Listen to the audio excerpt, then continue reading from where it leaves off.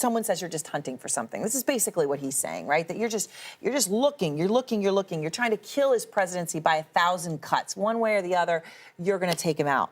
Why is that not what you're doing? Because it's not. We're simply exercising our oversight jurisdiction, and he's not.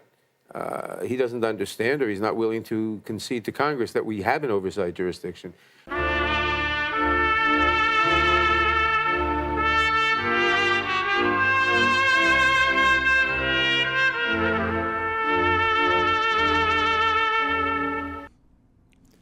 Lavrentiy Beria was introduced to FDR by Stalin as our Himmler. For about 15 years, he was the head of the Soviet Union's secret police. Aside from being a serial rapist, torturing and killing tens of thousands of people, and expanding the gulags, Beria was known for assuring Stalin, "Show me the man, and I'll find you the crime." This conception of state investigative power stands in stark contrast with America's.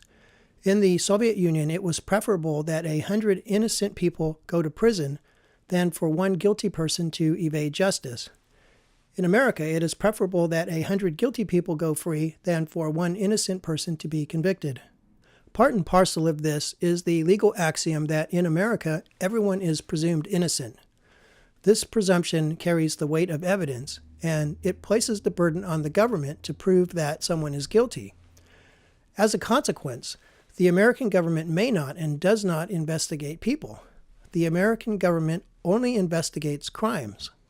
John Q. never really gives these concepts much thought, at least not until he gets harassed by a lying cop. I don't fault him. He's busy with his life, and he has been brainwashed to believe that the police are honest and can basically do whatever they want. However, history has shown that if we do not guard our freedom, it will be taken from us. And of course, if we are not free, we are no longer Americans. I mention this because it appears that the Democrat fishing expedition into Trump's private affairs is unconstitutional. Further, it is alarming that with the exception of the griping of a few of the witnesses, everyone seems to have accepted the investigation as ordinary political process and as appropriate. The public at this time divides into two groups. First, the intensely anti-Trump resistance, for whom the Constitution generally means nothing, so that no transgression is noteworthy unless it concerns their own rights. Second, everyone else. These people either don't care about what's going on or simply assume that Congress would not exceed its power. The fact is that the Constitution grants no express authority to Congress to oversee or investigate the executive branch or any of its programs. Instead, oversight is implied from other constitutional power, such as Congress's authority to appropriate funds, raise armies and declare war, regulate interstate commerce, and advise and consent on treaties and presidential nominations. Notably, the Congress does not have the authority to investigate the private affairs of individuals, unless such an investigation is related to one of its legitimate functions. Further, the Congress is not a law enforcement agency. Finally, an investigation for the personal aggrandizement of a politician or to punish someone is indefensible. It is also noteworthy that the Supreme Court has repeatedly held that the Bill of Rights is applicable to congressional investigations. It is well known that the Fourth Amendment prohibits unreasonable searches and requires probable cause for a search. This includes a search pursuant to a congressional subpoena. Probable cause exists only when specific facts can be articulated, and these facts are such that they would cause a person of ordinary caution and prudence to believe and conscientiously entertain an honest and strong suspicion that a search will discover evidence of a crime. Baseless suspicion, a hunch, or unverified hearsay are insufficient.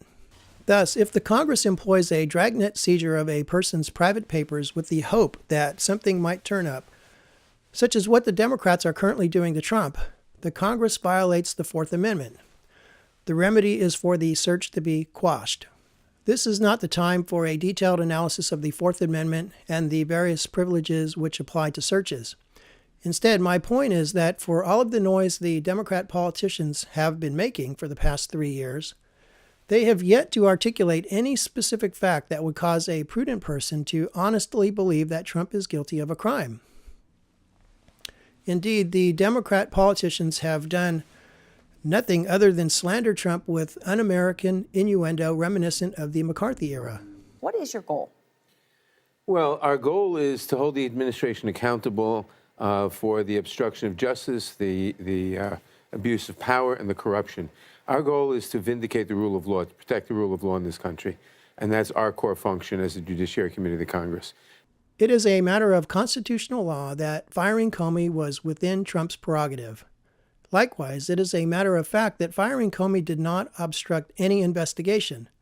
The investigation has proceeded unimpeded, nor have the Democrat politicians identified any specific abuse of power or corrupt act.